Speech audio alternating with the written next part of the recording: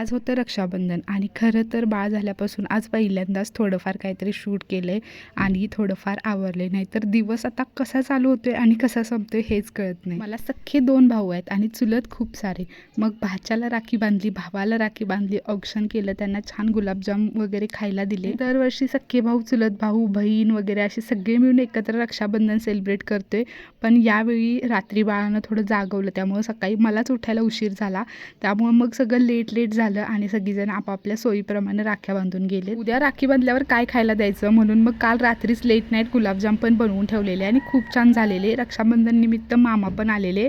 मग आईनं राखी वगैरे बांधून घेतली आणि मामी साहेब इकडं बाळाला घेऊन बसलेत आमच्या. माझ्या बाबांना काही सख्खी बहीण नाही आहे, त्यामुळे मामीनी पण बाबांना राखी वगैरे बांधून घेतली. आणि माझे 2 मावस भाऊ पुण्याला असतात, तुषार आणि तेजस. मग त्यांच्यासोबत पण ऑनलाईन रक्षाबंधन साजरं केलं. ह्या राख्या ऑलरेडीच मी कुरिअर करून पाठवलेल्या. बाळाचं पण पहिलं रक्षाबंधन, मग त्याला पण राखी बांधून घेतली.